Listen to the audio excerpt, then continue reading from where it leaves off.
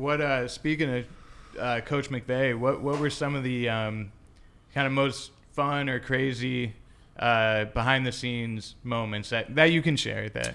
Yeah, I mean, obviously a lot. I mean, I look back, 17 coming here as, one of the oldest old linemen ever to sign in free agency at 36, with the youngest head coach in NFL history, and Sean. It was quite a ride and a journey. Like it was obviously a big leap for him in an exciting way. It was an interesting leap for me because there's not really been a lineman like at 36 years old go some other team and sign like a lucrative free agency deal. So it was a kind of uncharted water for me. Like I was like, man, I think my body can last, and I think I'm going to be able to play, but I don't really know. I mean, nobody's really done this that much, So it was an interesting, like that, the nerves and just the anticipation he had of being successful and being around. But I mean, I think probably the best behind the scenes is just, all the good times we had. Really, I always say this, like you talked about NFL teams.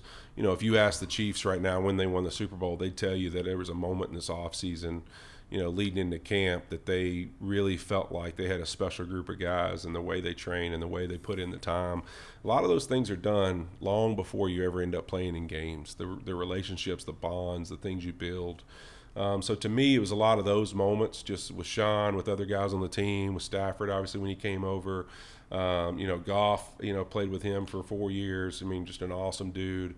I think of those things. Like when I think back of my career, it's hard for me to ever remember many games, like in the sense of just that's not really what your memories come from. My memories are either the moments after, the moments before, and how special they were. Like one that immediately comes to mind with Jared Goff. Kansas City Chiefs Monday Night Football game here that was supposed to be played in Mexico City. It gets moved to the Coliseum. One of the best football games ever on Monday Night Football, an insane scoring game. But the coolest part of that game wasn't that. It was after the game. That's when you just had the shootings that had happened out in Thousand Oaks. You had just had the fires where people had been displaced. So we had a lot of first responders, some people from that horrific situation, all at the game in suites.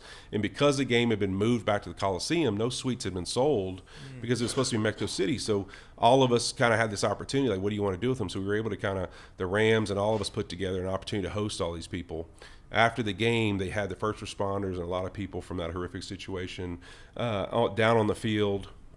And I'll never forget being in the locker room, and Jared Goff's locker is right by me. And the reporters, our PR staff comes up and is like, hey, there's an opportunity to go see all these. They're actually out on the field. What do you guys want to do? And I knew what I was going to do. I'm a veteran. I'd been a part of kind of helping out with some of the situations and stuff, and just donating some money and things like that. And so I knew what I was doing. But to hear Jared be like, oh, I mean, forget the media stuff. Like, I'm going to do that. And so I'll never forget walking out there on the field with him and hugging people who were crying. Had lost people close to them, just had lost their homes, different things like that. Like that moment, I'll never forget, because I've really never been a part of anything like that on an NFL situation. Like after a game, out on the field, still kind of like, pads are off, but your jersey's on or whatever, like still sweating, kind of gross, like just hugging people. People are crying, they're emotional, and that kind of feeling. I'll never forget the respect I had for Jared, this young quarterback who just had this insane moment, beating the Chiefs and Mahomes in this crazy game. And the first thing he wanted to do was go give himself to these people in L.A. that just wanted to feel loved and appreciated and cared about. I thought it was just a really just unbelievable emotional moment, to me, that was really special. And then obviously I think the other one, to go from – really the Stafford trade happens, in Cabo, in January of 21, and then our 20, and then the next year to go this, or 21, and then go to the Super Bowl. I'll never forget, playing in that Super Bowl, and in 1 year, just watching a guy like that, a veteran, and everything he had, put into the game. To have that success, and then give part of something with Odell Beckham and Von Miller and some of these guys that throughout my career I had great relationships with, and they randomly end up on our team that year. It's just kind of one of those things where like, dang, like we'd always talked about playing together, and then it all happens in this 1 year, and then all of a sudden I play a team in a franchise that I'd been with for 11 years in the Super Bowl in a game that I'd already declared my last game. The only two teams I ever played for are playing each other in the Super Bowl, and to win the Super Bowl, like, for me, that'll be like, I don't know. It's like a movie script. It's crazy to think all of that happened. And then on top of it, winning Walter Payton Man of the Year, and my story, and really where I felt like my personal journey with community service and everything started was at a Boys and Girls Club with Derek Barnes in Cincinnati, Ohio. To play them in the Super Bowl, for Derek Barnes to be able to be there that night when I got the award. Just, really just a surreal moment. And for me to meet him for the first time as an NFL player and not this 7-year-old at a Boys and Girls Club that I spent time with my rookie year, like, just that whole thing going full circle, just wild. I mean, it's just a crazy, crazy.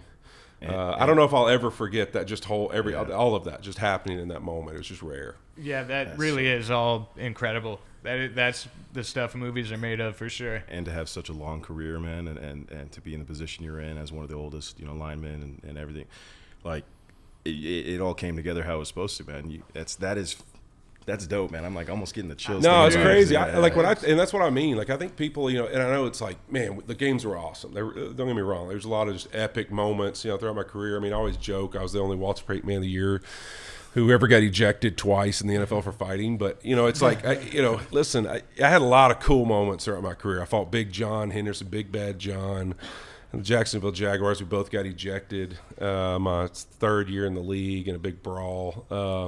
Just like a lot of just cool moments throughout my career that were really awesome, intense, and, just bad. There were awesome moments, badass moments, and those kind of things. But, I really, when I think back on it, it's, the players who, I think of a Gio Bernard, when he's having his girlfriend, and he's thinking about, like, Chloe, who's like thinking about getting engaged to, and I think of like the guys who came, Mohamed Sanu, when he's having his first child, and like Taylor Lewan, I remember mentoring him some, and him, like, hey, I'm about to become a dad, like, what's that like, those moments is what I'm gonna remember the most, like through 16 years of being, to some people a grandpa because I was so old, to others like a big brother, an uncle, a brother at times.